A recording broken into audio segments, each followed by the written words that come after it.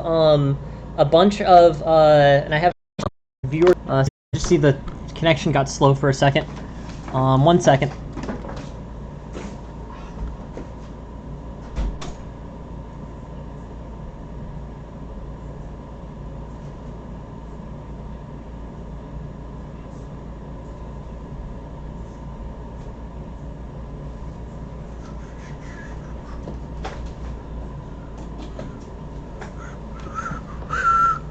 Hey, welcome everyone. Sorry about that.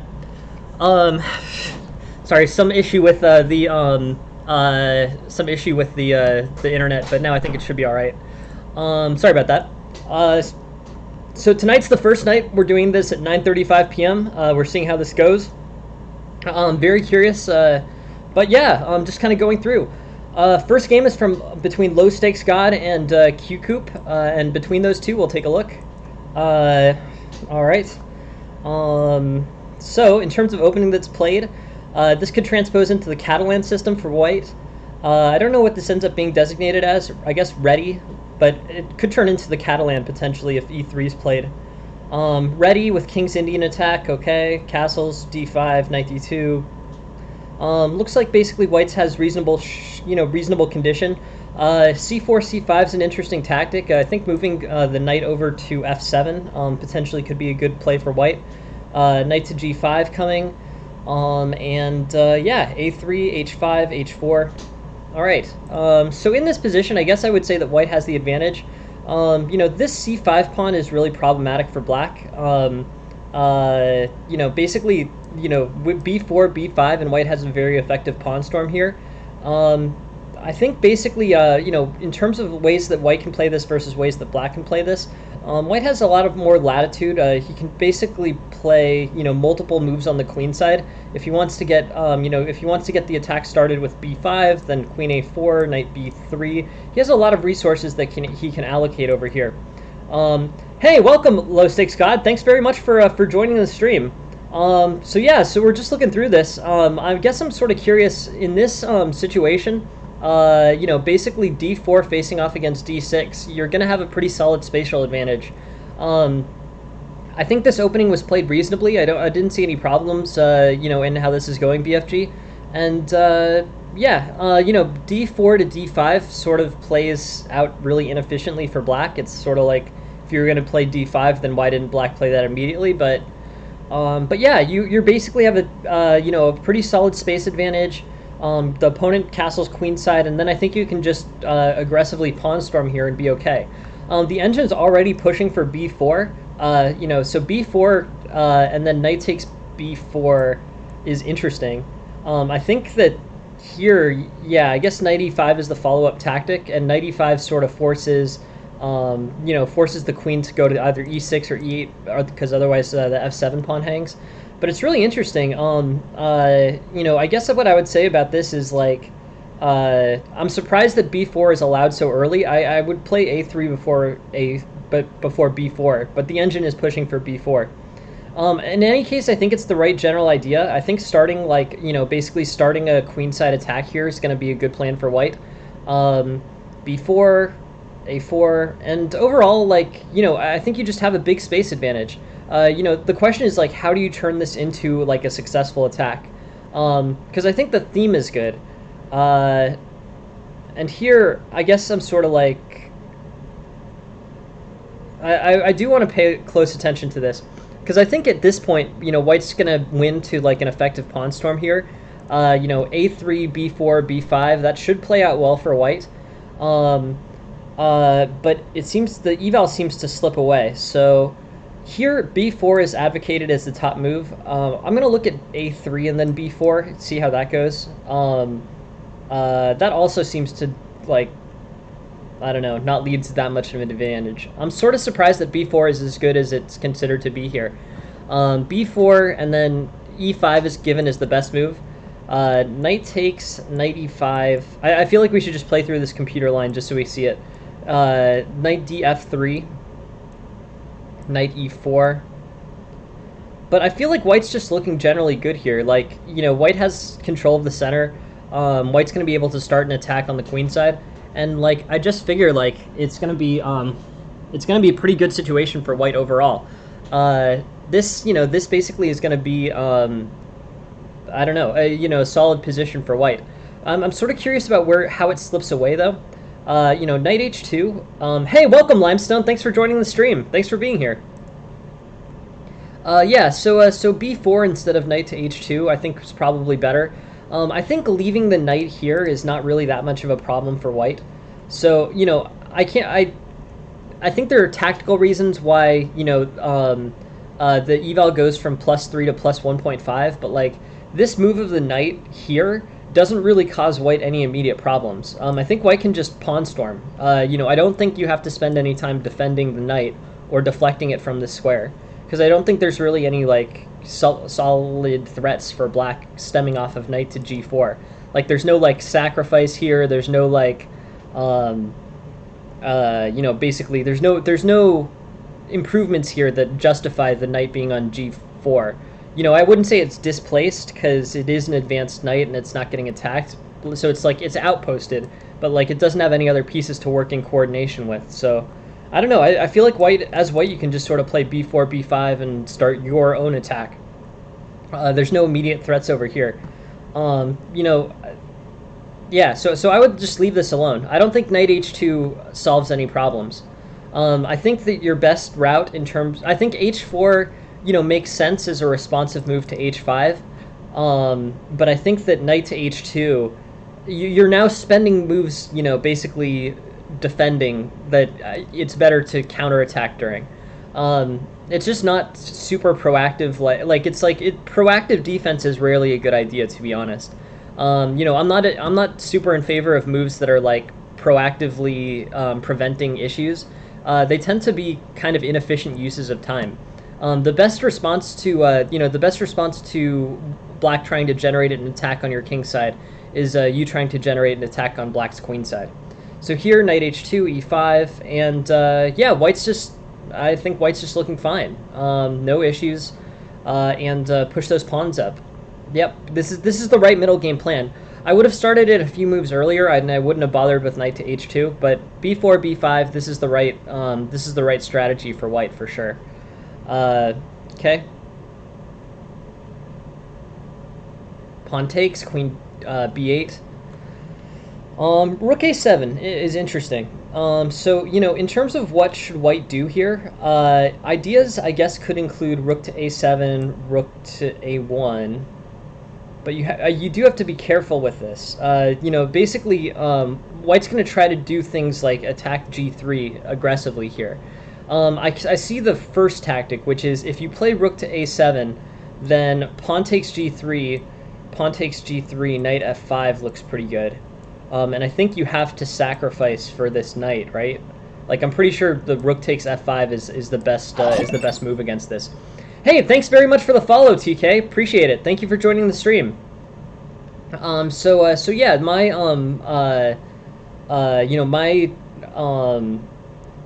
recommendation here is like, probably to do something to try to get this attack to be less serious. If you can force black to sacrifice here, so like if you play e takes f4 and then bishop takes f4, that's fine for you. This sacrifice doesn't really hurt white. White always has queen g3 as a defensive resource here. So I guess my opinion on this is like, just let sort of, just play less proactively on defense. This counterattack is good, and this is a big error for black. Pawn takes g3 wins the exchange after knight f5, and then a forced rook takes f5.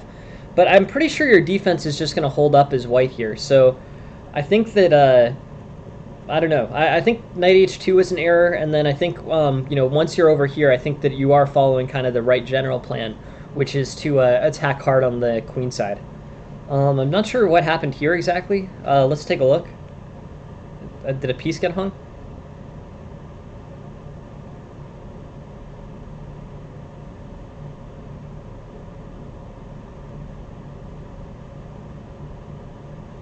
Knight takes e4 is hanging here, so this is a missed tactic. Knight takes e4.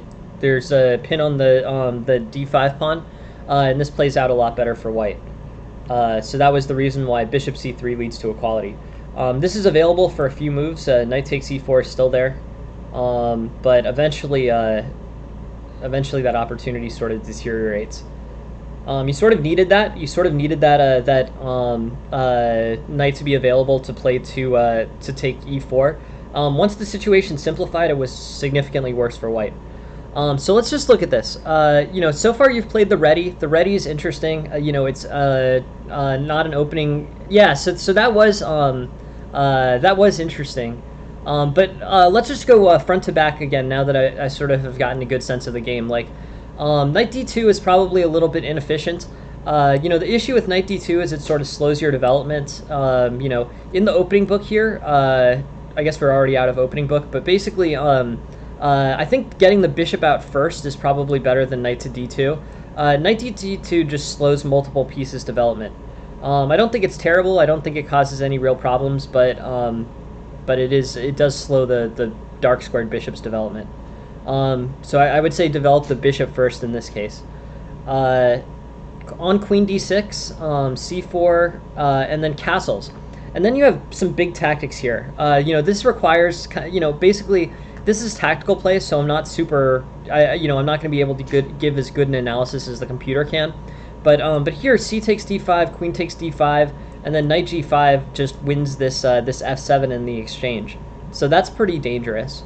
So black's making kind of a, black's made a big tactical error in this case. If knight takes d5, knight e5, then e4. That's your alternative.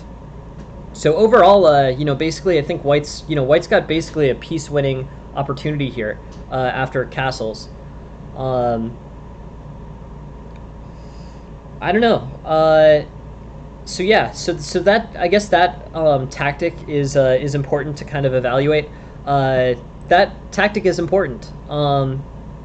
Yeah, no, for sure. Yeah, so c takes, so on move 8, castles takes d5, and then it's up to you. Either queen takes d5 and then knight g5, or knight takes d5 and then e4. But either of those are going to be good for white. So I would keep that. I would keep those in mind as tactical improvements. Queen d7, e3, e6. But overall, I think white's in good shape. Knight to h2 is, I would just leave this alone. Like, knight to g4 is a move that it's good to be careful about, but it's not a move that you need to respond to. Here, I would just start the attack that you ended up doing early. Like, you came up with a really good attack, I thought. Like, this whole queenside, all these queenside pushes, like, they make sense. So I think that if you just start them now, this is a better, time to get things started. Overall, you want your play to be on the queen side here, not the king side. If you're, you don't want to spend moves defending if you don't have to, basically. If defensive moves should be played out of necessity and not just because they, they eliminate an attack. Sometimes it's good to let your opponent have at least a little bit of an attacking, not an attacking chance to get ahead, but sometimes it's okay to let your opponent play a few attacking moves, provided that the attacking moves that you play are stronger.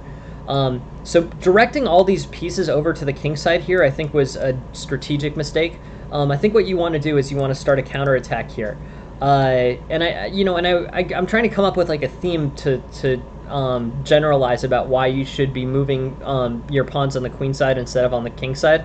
But I think the main idea there is like just stick to the idea that if you don't see a tactical win for your opponent, and there aren't that many pieces there, then it's probably not worth directing your own pieces there. This knight alone can't do much. This pawn on g5, this g5 pawn storm, that's not going to be super strong either. But I think b4, b5 is... yes, that's exactly right. That's exactly what I'm trying to say, is like whether or not it's a threat. So I think that b4, b5 is the way to do it. Hey, thanks very much for the follow, Pain Chess. Really appreciate it. Thank you for joining the stream. So yeah, b4, b5 I think is the way to go. But yeah, this single move, this knight to g4, I think that's not anything to be too concerned about. Don't allocate resources where they're not needed. Is the biggest generalization. So I just would say move your pawns up on the queen side, and then play moves like queen a4, knight b3, and get threats on this king over here. That's your best route forward. Just bringing pieces over here takes you in the thematically incorrect direction. So anyways, this all goes through, and then you get into kind of this, you basically break open the queen side, and then you get a good position on the queen side. And then here you have, you have a few opportunities. So e takes f4 wins this pawn, and it wins this pawn without any problems. Bishop can take, but then you can play queen g3. There's not really a solidified black attack on the white king side here. You don't have to worry about this. So instead of, basically, I would say it's not really much different than just taking a hanging pawn at this point. Like, the f4 pawn is basically hanging, so you can just take it. Take it with the e pawn as opposed to the g pawn to prevent yourself from getting pinned, also to maintain defense on h4. But yeah, you can just take the hanging pawn in this case. That's a big improvement for white. And then here there was the knight takes e4 tactic. But overall, yeah, I mean, good job, good win.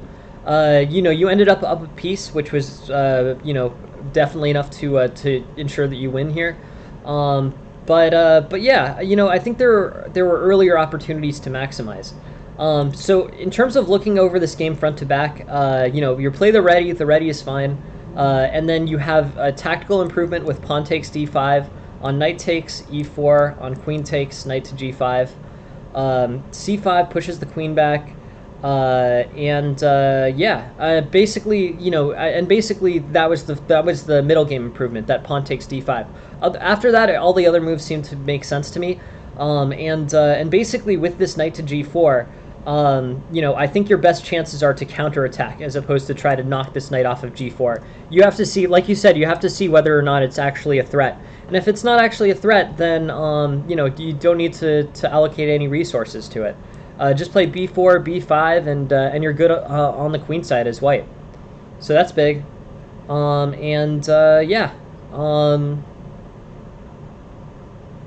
Overall, I think white's in good shape. And the way to capitalize here, take the pawn, but really, I'm not so worried about the tactical concepts as I am about the strategic concepts. I think in terms of games going forward, obviously I highly recommend that you do like a bunch of tactical training. Doing tactical training is always a plus. I'm always trying to sell people on tactical training, if you do a lot of tactical training, you're going to have good chances to improve quickly if you're in club level. But I'm more kind of worried about the strategy here. Coming up with the idea of whether or not this is a threat or not is not the easiest determination in the world to make. You have to think about that. But yeah, this is sort of a tough situation. This knight to g4, should you allocate time to it or not? And the question is, I guess I would say that, the answer is no, generally. So yeah, I would just say play defensive moves out of necessity. Don't over worry about small threats like this. This knight doesn't do anything unless there's other pieces there. And play moves like b4, b5, and basically advance on the queen side. So anyways, that's the improvement, yeah, good stuff. Makes sense. White's better, and yeah, good job completing the victory here. So yeah, the main strategic concept is launching the counterattack as opposed to playing unnecessary defensive moves.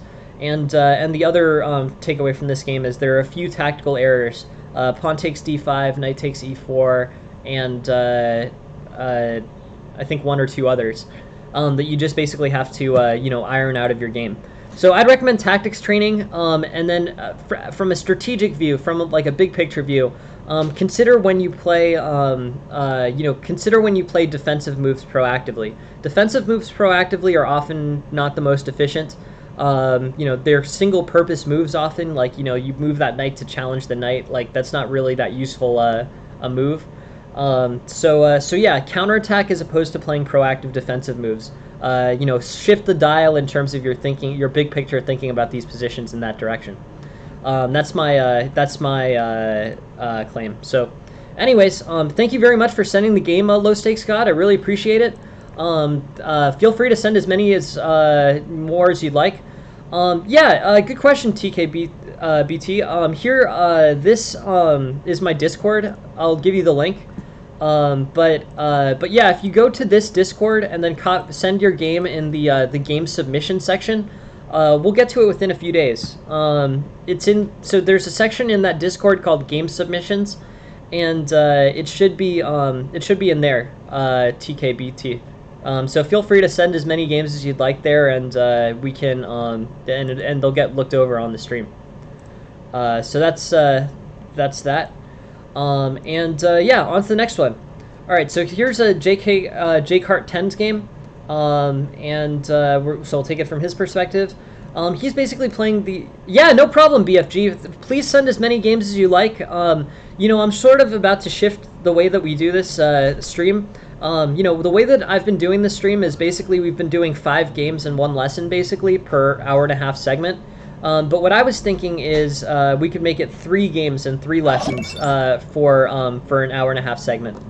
So I'm thinking that I'm gonna try to set it up that way. But yeah, no problem, BFG. Please send as many more games as you like, and I really appreciate you contributing material to analyze on the stream. Super helpful.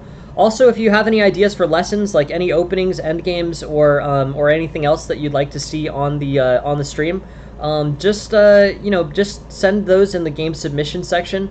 I might add another section just because I'm changing the format around, but if you want to see a lesson on any particular topic, just tell me and we'll make it a lesson in the next couple days. So anyways, thanks for being here. Thank you for sending over your game, and that goes for anyone. If you'd like to see any particular lessons on any particular topic, please just suggest them, and then I'll add them. All right, here's J-Cart's game. J-Cart, E4 and D4 going up against a flank opening, early knight F6, F4, knight F3, castles. Basically, I think white's looking pretty solid. I think they call this the Weiss variation. One of the things that's kind of funny is when I pick up the YouTube videos, I get to learn all the names of the different openings. But just so we know, just because it's fun to know these things. F4 makes it the Austrian attack against the Perk defense, and then bishop to D3 makes it the Weiss variation of the Austrian attack. I don't know how valuable it is to memorize these, but you can. So that's what I remember about this one now. Anyways, I really like white's position. White gets this huge center against black basically. Black has kind of constricted development. Black will probably want to play a move like E5 or C5 soon. Probably C5 because F4 has been played and the E5 square is covered. But yeah, I think black, black, like in most modern games, is going to need to come up with an undermining move like C5, and with C5, I think this should end up playing pretty well for black. That's best chances for black. That said, struggling for equality is kind of a component of the Perk and of the modern.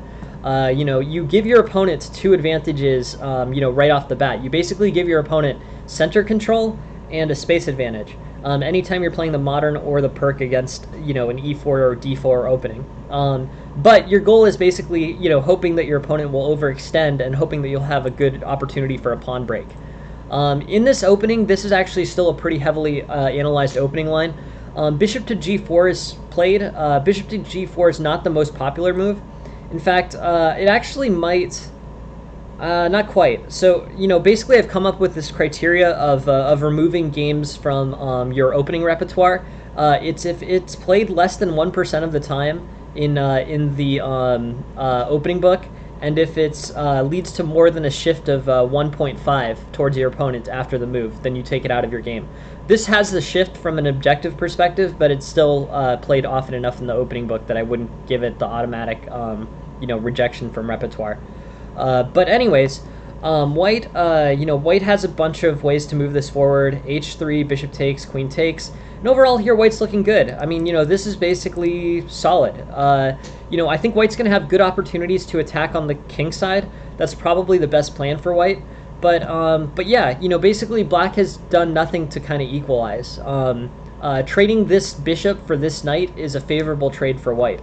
E6 is also now inefficient. Black is losing in terms of development and space and center control.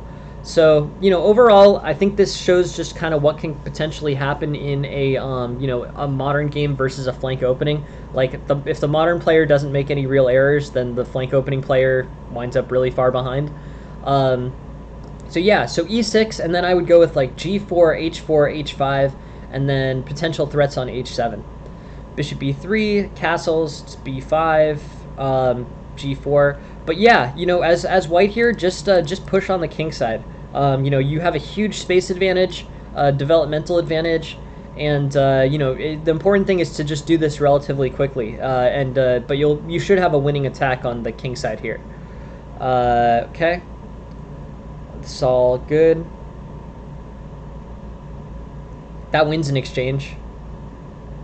I'm sort of surprised they call that an error. I guess they're really thinking that you can get a mate here against the king, but this bishop to c5 winning an exchange is fine.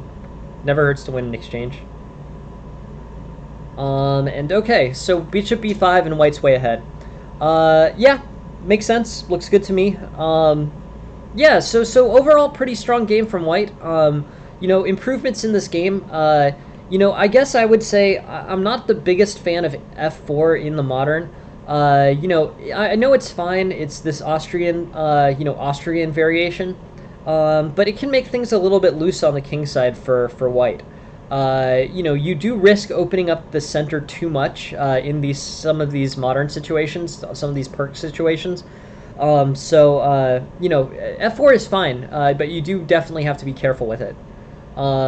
Anyways, this works out great for you after bishop takes to f3. White's in good place. Castle's queenside. And overall, I just like white's position. I don't know if e5's best here. I might err a little bit towards h4, h5, but all of this seems to be working. So yeah, what you did worked out great. I think what you did made sense. You had the big spatial advantage in the center, and you'd simplified a bit, so you played aggressive moves in the center, and things worked out pretty well. But what I would say here is, the strategic difference that I would have played, and what I think the engine is talking about here, is start the attack on the king side. The place to attack black, basically. These pieces are oriented towards the king side. So this bishop is facing h7, this bishop is facing h6, and this queen is ready to attack here. And this rook can also participate easily in this attack. So overall, you just have a lot of pieces facing the king side. So the place to attack white, or the place to attack black is with h4, h5 attacking on the king side. Moves like g5, I just don't think are good enough. H4 and basically white's fine. White wins material. A lot of good things are going on for white, but I would have started this kingside attack earlier. I think the engine's basically in agreement, and I just think you have so many attacking pieces, and you're gonna have so many opportunities over here. Just playing like h4, h5, and just trying to break open this kingside. I think that's probably your best course of action. I think it's a better target. It's a more vulnerable target for black than the center. You already have complete control of the center, so if you're just playing to win more space in the center, you've already sort of accomplished your goals there. There's not really much to do in terms of advancing this further. I would just switch the focus to the king side and try to get a mate or a piece out of it. That would really be a decisive advantage. Even then, you're still in great shape. I mean, basically, black has played very passively, and as a result, you've gotten this huge center and basically, a lasting space advantage that's going to be really rough for black. So, yeah, I would just play I play moves like Queen H3 on, if the queen's trying to trade with you, then I would probably just play Queen H3 here, play H4, and try to break things open. So yeah, more on the kingside attack and less on the center. You got a great setup in this game, but it was a great setup for a kingside attack. These bishops look great. This rook looks great. This rook also looks very usable, and I think basically, the H4, H5 moves. That's where you should push. So overall, really interesting. Thank you very much for setting the game, Jcart. I just want to take a look at just anything more in this. F4 is the type of move that is objectively fine, but runs the risk of overextension. And then the main thing that I would say is just attack harder on the king side and attack less in the center. Make this game where you have this huge space advantage about your tactical chances on the king side. What you did worked great. You ended up material and you ended up in a winning position. So great game, good playing. But strategically speaking, I would put more pressure more quickly on the king side, just as a fundamental point. So anyways, a really interesting game. Looks good win. So, solidly done. And just that's the strategic advice that I'd give you there. F5 stronger than H5, maybe.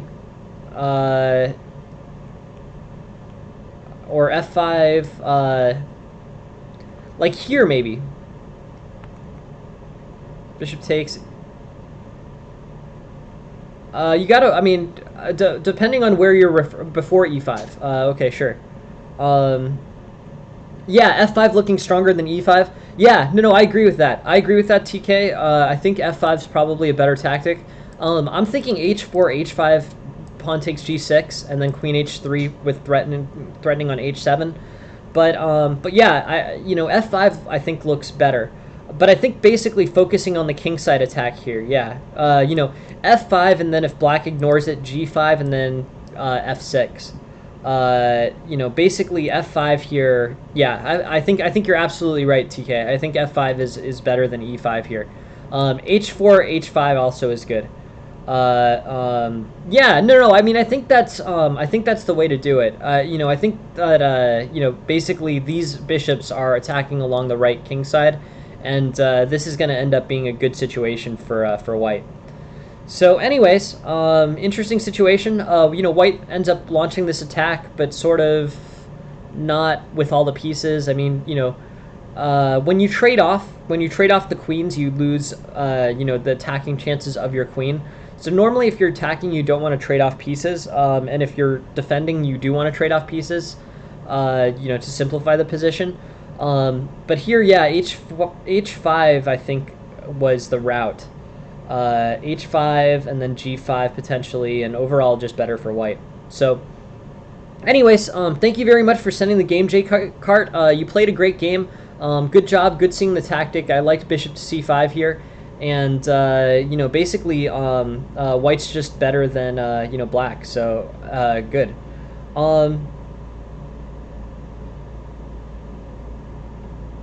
Yeah, I mean, the queen is the queen is the best attacker for sure. The queen is sometimes an inefficient defender because you can't trade it for any of white's pieces or the opponent's pieces except for the queen. But it is, it's the most mobile piece. Right, yeah, you want to attack with as many pieces as you can. That's exactly right. But yeah, thanks for sending the game, Jcart. Really appreciate it. Feel free to send as many more as you like, and yeah, thank you for sending material for the stream. All right, so bishop to b5, knight e7, and now white here is white here is looking pretty good. I'm not a big fan of knight e7. Knight e7 is close probably to getting rejected from the opening book. I guess not quite. There's plenty of games out of knight ge7, but I'm not a huge fan of this in the Ruy Lopez. I think it blocks off some key diagonals, and it's kind of hard to tell where to put it. I mean, do you basically play, knight g6? If bishop takes c6, then sure, knight takes c6, but I don't know. The knight feels misplaced in this Ruy Lopez. Anyways, potentially. I mean, yeah, if this bishop gets stuck, then potentially g6, but I don't know. The e5 pawn's probably not going to go anywhere. You know, if white plays bishop takes c6, pawn takes c6, knight takes e5, then yeah, g6 and fianchettoing could be good. But overall, I'm not, you know, I'm not super familiar with this opening line. Like, this is a pretty weird move to play in the Ruy Lopez. But I don't know. It seems restrictive, but it's, yeah, I'm not super big on knight e7 there. So yeah, knight takes d4, knight e5, sure, f4. And overall here, I think this sort of looks, you know, basically this looks pretty good for white.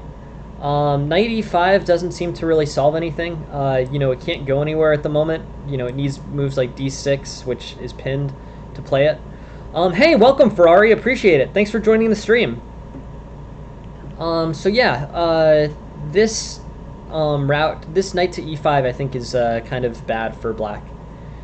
Bishop c5 is probably better.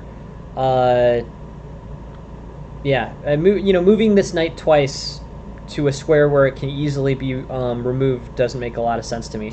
You know, white could deal with this threat immediately with f4, right? You know, f4 just knocks this knight back to either c4, where it's really awkwardly placed, or back to c6. So, yeah, not a fan of knight to e5 here. Yeah, sure. Yeah, you can send it over. Sure, no problem, Ferrari. Here's my Discord. Feel free to send it on the Discord.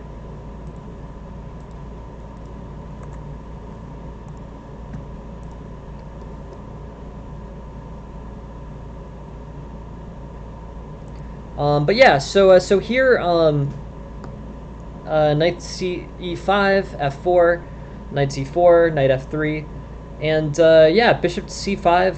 I mean, basically, white's just looking fine. You know, this knight is super misplaced. I don't know how black's gonna deal with it, but he's spent way too many tempos developing this knight. You know, white probably plays king h1. I guess black could sort of end this, you know, crazy stuff with the knight by just playing knight e3 and then forcing this bishop to trade off for it. But the time spent moving this knight over and over has been really inefficient for black.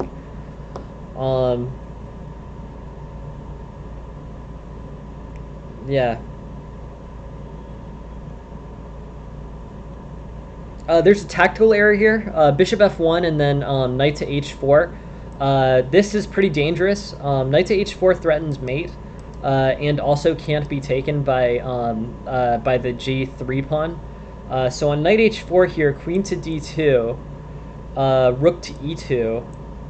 I mean, this is a crazy tactic. Queen takes is best. If rook takes, then queen takes. If bishop takes, then queen to g2. If knight takes, then queen to g2. So the only move after rook to e2, this is a crazy tactic. After rook to e2, queen takes e2 is actually the best play for white. That's pretty crazy.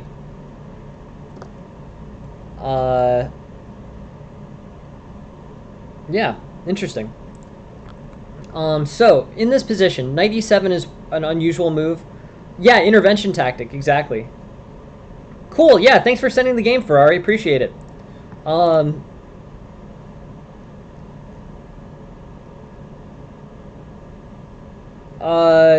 Is that you, Nehemiah? Or which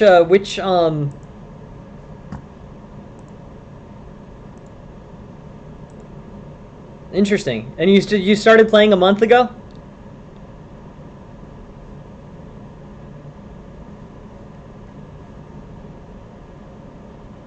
Cool. Good work.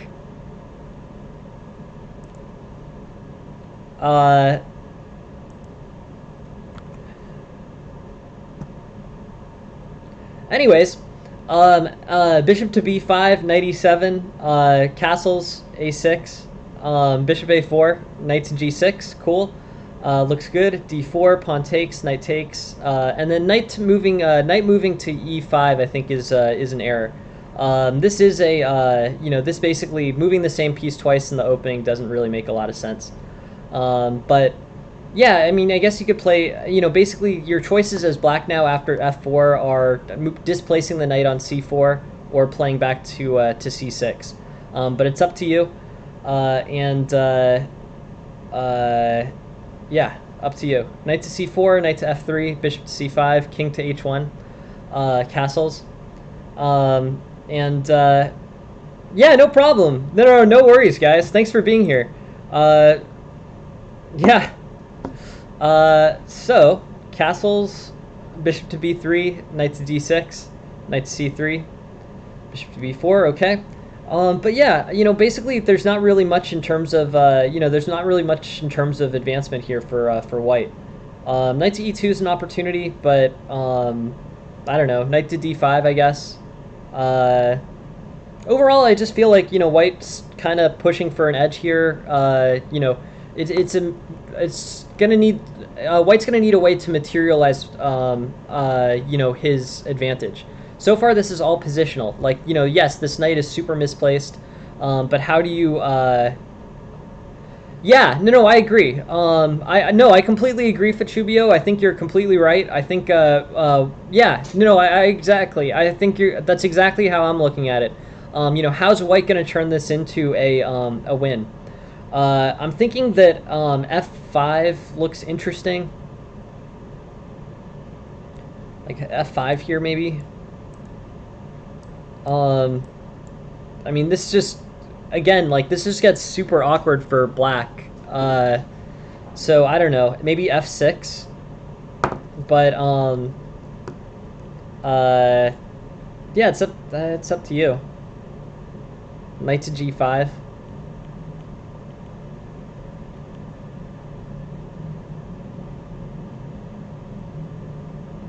So yeah, I don't know. I think black's underdevelopment was pretty bad. F5 looked like a pretty reasonable move for a lot of this. But let's see where you actually had like real tactical strikes. So the knight has spent so many moves moving around. It moves to d6, further blocking in this bishop. So here's your first. So Fachubio, here's the first one, and to be completely honest, this is an engine move. I didn't see this, or I didn't see it as I basically read it off of the engine output. F5 here, forces this knight to one of two really bad squares. You can worsen black's development further by playing knight e7, by playing f5 and prompting knight e7 or knight h8. So that was one opportunity to kind of steer the development. You developed instead, which is totally intuitive. That makes sense. But f5 here is again, playable. So I think this f5 tactic is what is a quick way to continue to press positionally on your opponent. I don't know if you can win out of it, but I think this was this was the right course of action. Knight e7 or knight h8 are both good for white. e5, knight f5, knight d2. All makes sense.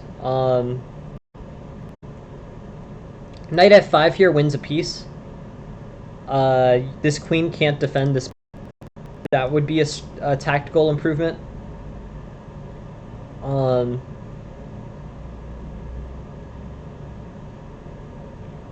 Bishop d1 had this crazy rook to, or had this crazy knight to h4 and then rook to e2 tactic.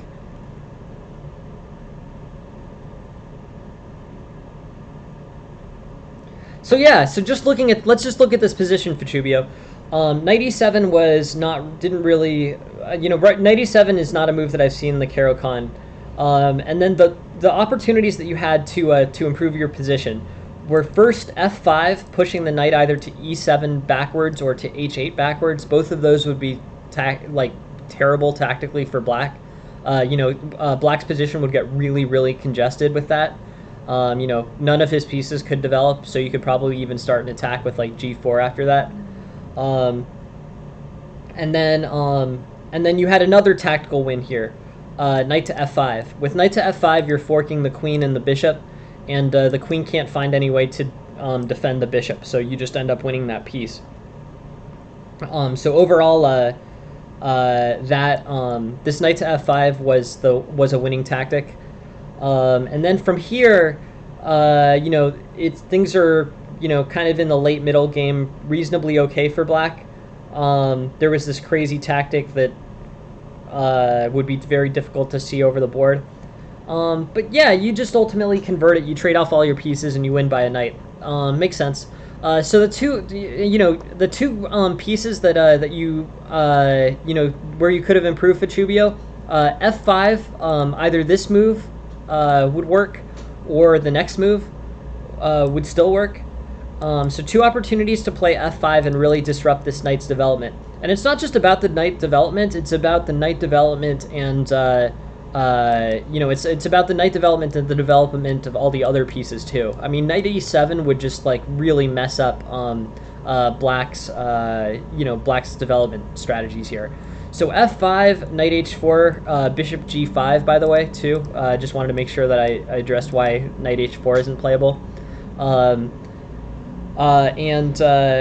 And yeah, and then you had this opportunity to win a piece here with knight to f5. You're forking the queen and the bishop, and you're pretty much going to win as white. So overall, that's the that's the improvement. There was f5 available, and then there was knight to f5 available. Those were two ways that white could have. I mean, one was positional, but two ways that white could have really pushed towards a win in the middle game. Overall, I think you had a good game basically the whole time. I don't really think you had. I think you had those two missed opportunities, but generally I thought you played pretty well. Black's opening was pretty silly. This is a, this knight moved so many times. It moved from c6. It moved from c6 to e5 to c4 to d6, and then I think it moves a little bit more to f5 to e3. So by move 15, hey, thank you very much for the follow, Elder. I appreciate it. Thanks for joining the stream. But by move 15, the knight had moved 6 times. This knight on e3 had moved 6 times. So yeah, basically black voluntarily really stunted his development. And your ways of capitalizing on this were f5 or knight to f5 here. But yeah, black shouldn't be playing openings like this. This just led you to have way superior development pretty much the whole time. So thank you very much for sending the game, Fachubio. Please keep sending them. Yeah, it is tricky. I mean, how do you really press on your opponent? And I don't think there was any I don't think there ended up being any real problems with I don't think there ended up being any real problems with black's black's tactical situation, but if you continued to press positionally on black, that might have changed. Like with f5, you're not winning any material necessarily, but you're putting black in such an underdeveloped position that maybe your next attack wins material, or maybe your the second attack after that wins material. Like, if you put black in an underdeveloped enough situation, the opportunity to win material off of that gets larger and larger. So anyways, thanks for sending the game, Fachubio. Please send as many as you like. I'm always happy to look them over. And yeah, f5, right? Yeah, so we can slow down and take a look at f5 for a second. But interesting. So yeah, let's go back to f5. So here, after knight d6, f5, right? Knight e7, and then what, like f6 immediately? Like that's actually pretty interesting. F6 immediately causes some pretty serious problems.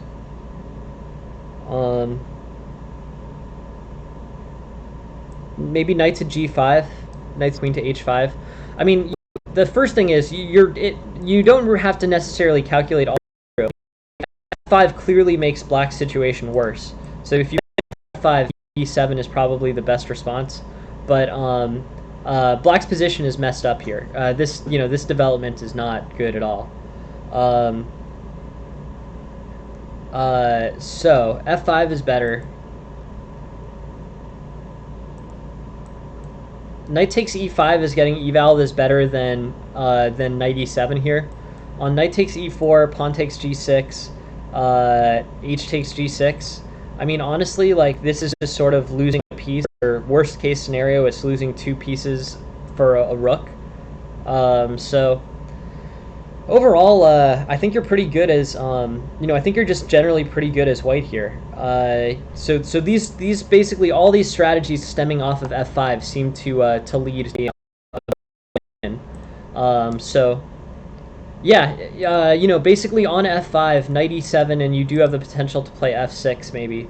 Otherwise, knight takes e4, g6 puts you ahead material. But if you just keep pressing on this this misplaced knight, and give black a really cramped position, you're just going to be in a good position as white. There's just no way about it. Like, if you really press on a positional disadvantage, it will eventually turn into a tactical opportunity. This kind of really congested development and this kind of aggressive spatial advantage for white, I don't know how exactly it would happen, but I think pretty much no matter what you do, you're going to end up with a material lead at some point with accurate play. So anyways, very interesting. Thanks Vitubio. Thanks for sending it. Please send more. Yeah, interesting situation. All right, I'm gonna go through this one pretty quick. This one is a Grandmaster game, let me just get the P down. But there's a Grandmaster game. It's a Grandmaster game between Maroczy and Schwetting. I don't know how to pronounce that exactly, but here we go. Cool. So this is Maroczy. Maroczy playing 1d4. He's not playing e4, so he's not playing a Maroczy bind, but interesting. Okay. So let's take a look at this. It's Queen's Gambit declined. Let's see how long they go with theory for. Queen's Gambit declined, modern variation. This includes e3 and basically this pawn structure for white. The white bishop is developed to g5, and knight f3, bishop d3. White, I think, is in pretty good shape. I would start an attack with like bishop d3 attacks on h7, things like h4, h5, h6. But I think white's in pretty good place here. Queen c2, a3, and I just feel like white has a strong general position here. If you look at the eval, basically white's got, a slight advantage. He's got a spatial control, kind of more control over d5, ideas like b4, c5, bishop d3, all good for white. Knight to h5, h4. And basically, the question is, like, how does white press this advantage? Maroczy's in kind of a similar situation to what you were in last game, Vitubio. Like, basically, white's got a big spatial advantage. He's got better center control. He's got better piece development. So, like, how does white actually turn this into a, win? It's a tough question.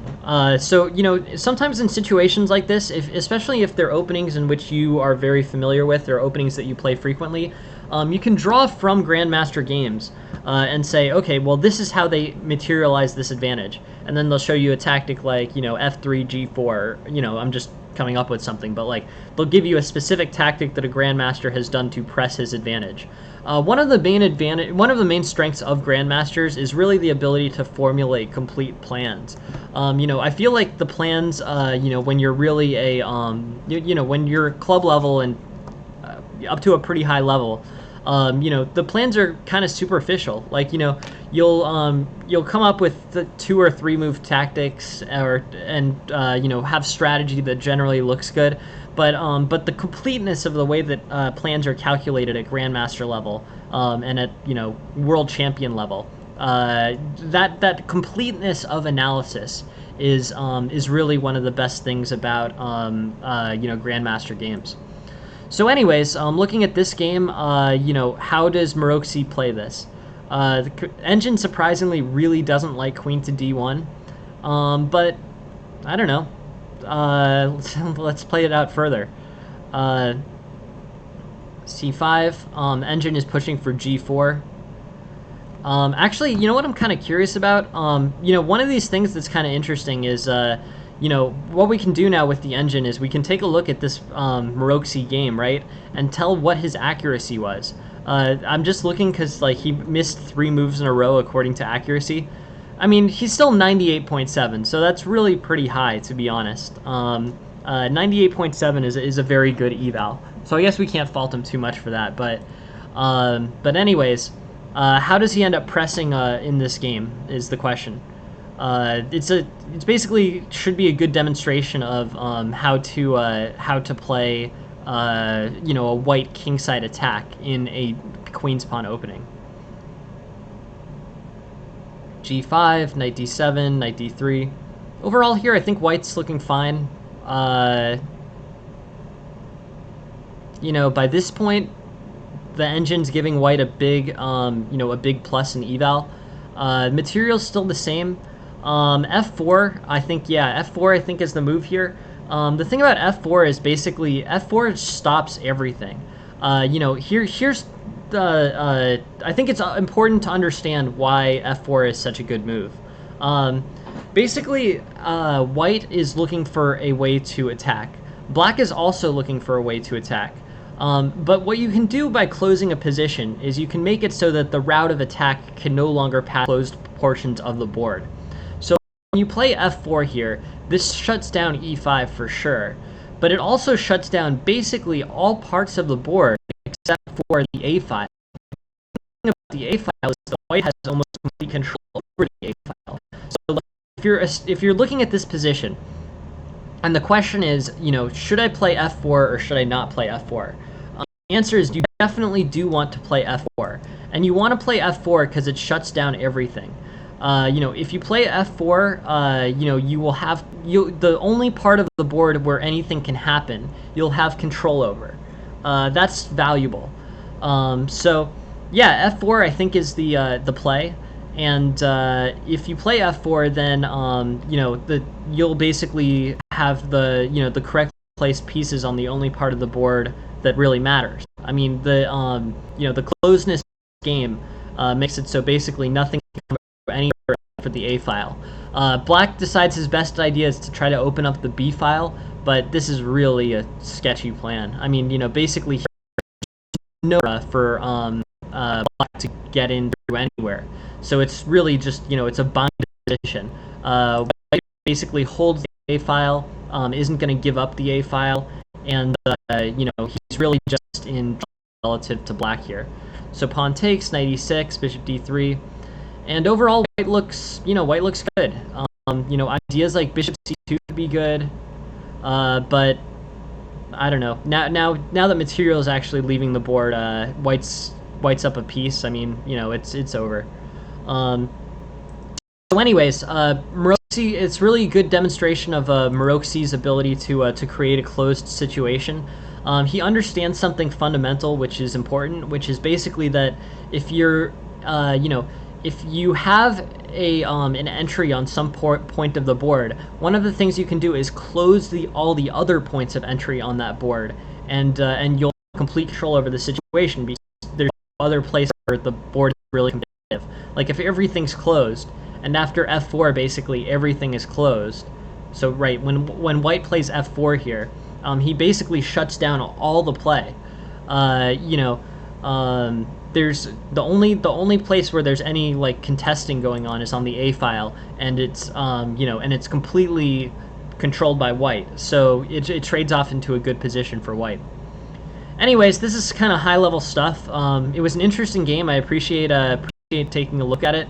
You know, looking at Grandmaster games is always interesting, but this is really demonstrating something. It's demonstrating when to close a position.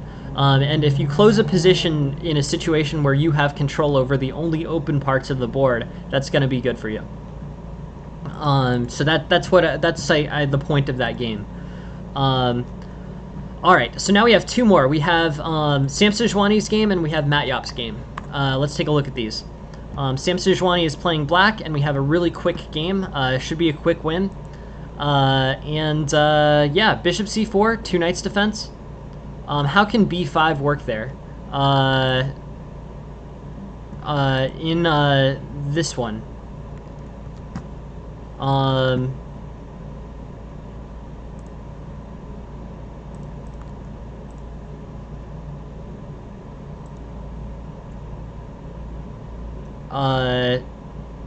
how can b5 work there? Good question. Yeah, for sure. Let's think about that.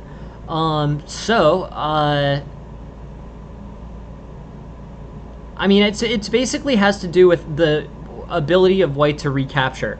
So like here, b5, right? And then the issue is pawn takes b5, right? Like why does it just not lose the pawn? But if you play pawn takes b5, you can then play queen b4, and there's no real way, I don't think, for white to maneuver or black to maneuver the defense on it. So like let's look at black's best defensive strategies here. I think the first one is forced, right? So the only move that black can play to defend b5 is so two things. So first, basically if pawn takes b5, this fractures the pawn structure, right? So now white has this completely connected pawn structure, and black has doubled isolated pawns. So black's pawn structure gets worse from that trade. But I think what it really is it's basically white's ability to take back on b5. So white plays b4, and then the only move that defends the b5 pawn is queen to c6, right? Maybe a better move would be bishop to e8, and then queen takes. What happens on queen takes b5? Like knight e5.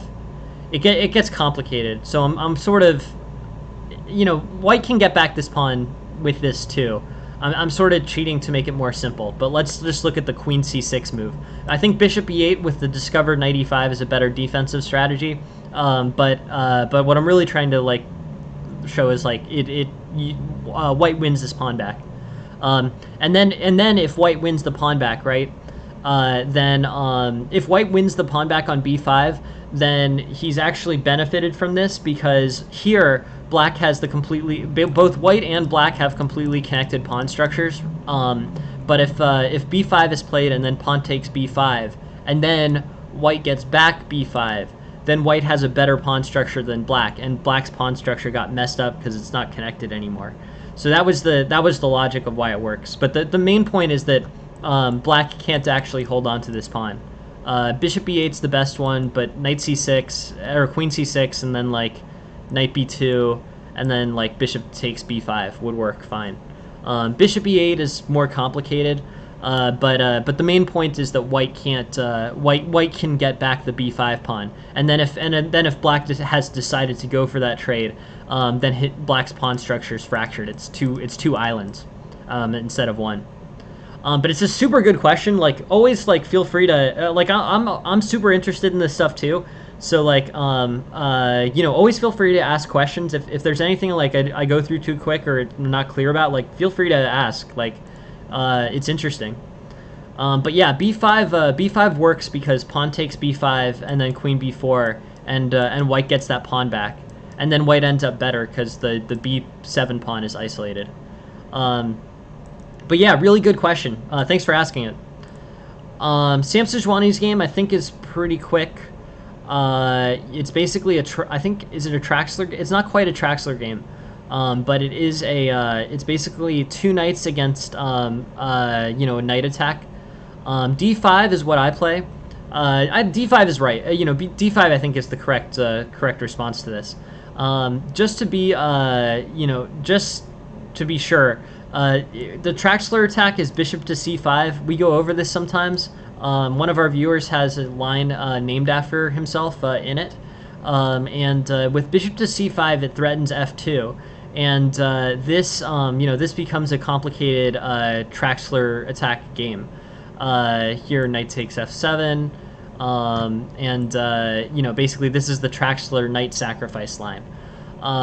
So yeah, but in this game, black plays something that's realistically what I would play here, which is a d5, and then the Traxler gets shut down. And basically, this should be good for black. The correct move here is knight a5. Knight a5, and this bishop's in an awkward situation. But yeah, knight e4, sure. d3 regains the issue with f7. And then knight takes f7, queen c6 is super dangerous. I don't think white can defend his bishop, really. Okay, so he moves his bishop out, and then queen g2. Yeah.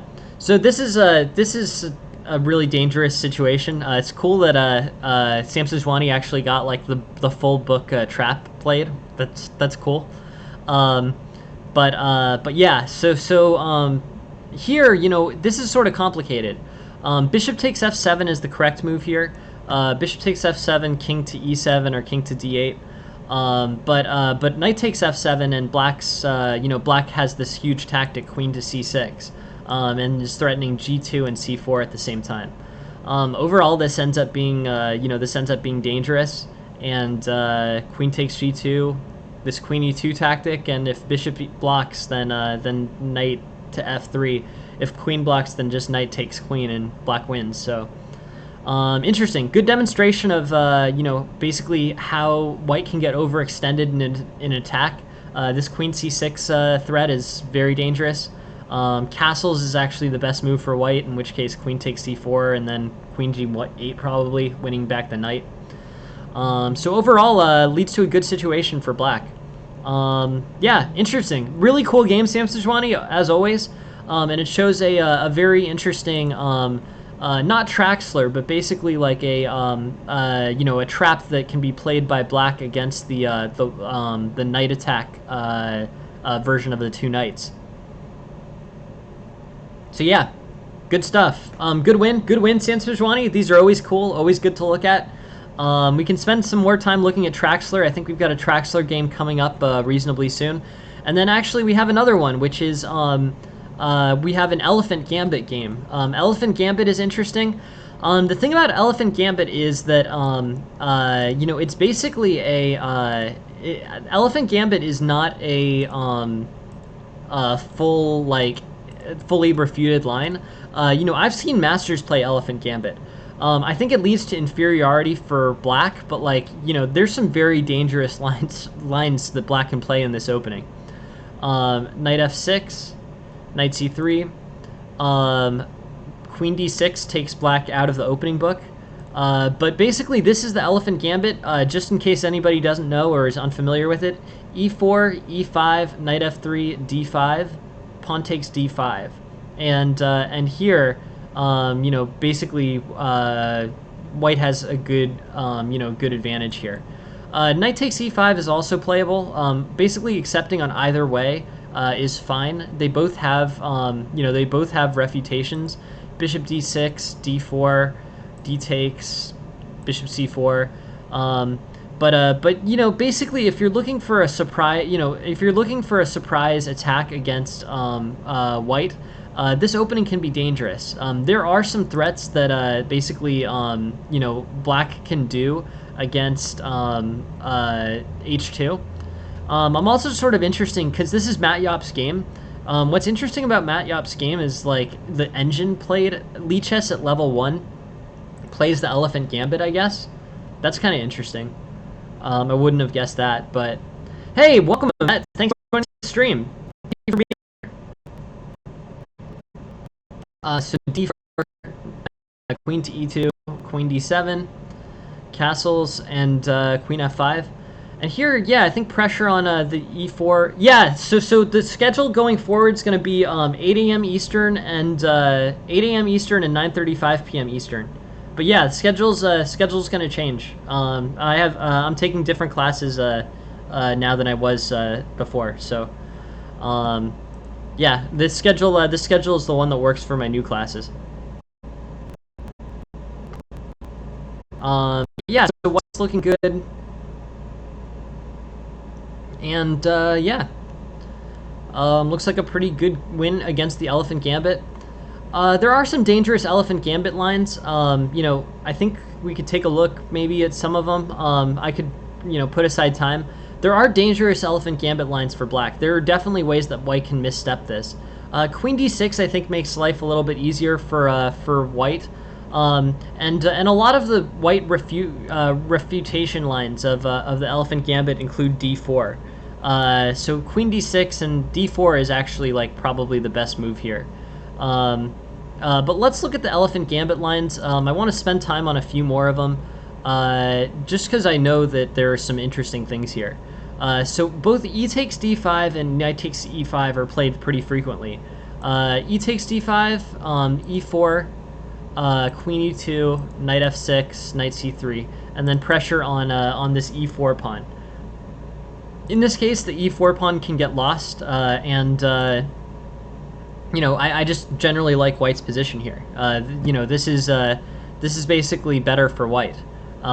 He's up a pawn. He has superior development, better pieces, and Black has no real dangerous threats. The other one, so e takes d6, bishop to d6. This is the line that I grew up playing against. This line is interesting. Maroczy Gambit. Okay.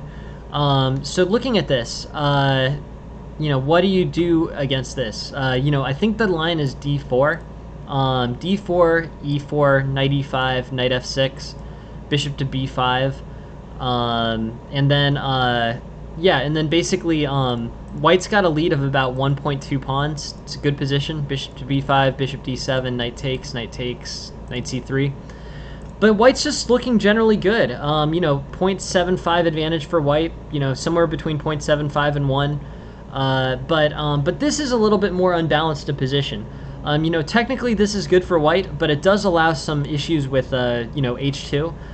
There's a few dangerous situations that can happen. If White castles, if basically, White plays like H5, or Black plays H5, and White castles, then there's a really dangerous line with bishop takes H2. Here, king takes, knight G4, and then on king G1, I think that ace, I don't know. Yeah, see, I don't know this trap theory. Like, it's really dangerous. There's very dangerous traps in here, but what you can do to sidestep it. So here, one thing that you can do potentially is play D4. D4 diffuses a lot of this. Basically a lot of the problems that can come up come with earlier, earlier development for Black. But yeah, so this is the King's Knight Elephant Gambit. But overall, this this basically is a situation that's pretty dangerous for White. White has to play relatively carefully here because there are like a whole bunch of prepared traps. Bishop e7, knight takes, queen takes. I can't go over all of them. But basically e4, e5, pawn to d5, pawn takes, bishop d6. There's a lot of interesting things in this opening. Two moves for White. I think d4 is probably best. E4, knight e5. This leads to an interesting situation. I think this is pretty much the most refuting line for the e4, d4, bishop, pawn e5, bishop d8 variation. But overall, this is surprisingly playable for Black. I've seen masters play this as Black. I've seen masters beat higher level masters as Black here, and overall, it's just sort of a dangerous game. It's one that where I can't adjust the full theory. But there are dangerous threats, sacrifices on h2, sacrifices on h2 paired with knight to g4 and queen to h4. But if you're ever interested in seeing a line that is an aggressive attacking line against the white Rui Lopez or white Italian game, this is one of the better ones. I'm not a huge fan of gambit play, like in general. But I know for a fact that this gambit can lead to some pretty dangerous situations, and I've seen it win some pretty high-level games. I don't know. I'm just not big on kind of gambit-like ideas. I think just playing a regular game, playing it solidly, and trying to beat your opponent on fundamentals is probably the better idea. But at the end of the day, it's up to you. I just know that this is a relatively fun one to do, as a gambit player. But it's not how I would, it's not for me, but it is an interesting gambit. Matt Yop sent this game. He wanted to look over this theory. Thanks for sending the game, Matt Yop. Feel free to send in as many as you'd like. I'm surprised that the Lichess level 1 plays the Elephant Gambit. That's interesting. And overall, I really just appreciate you all being here. We went through the games a little bit quick tonight, but the next stream is at 8 a.m. Eastern tomorrow morning. and I hope to see everyone there. Thanks all for participating. Thanks all for sending your games. And 8 a.m. Eastern is the time for the next stream. So thanks all for sending it, and yeah, I really appreciate it. Thanks everyone for being here. This is great. Next stream at 8 a.m. Eastern. Thanks. Have a good night, guys. Bye.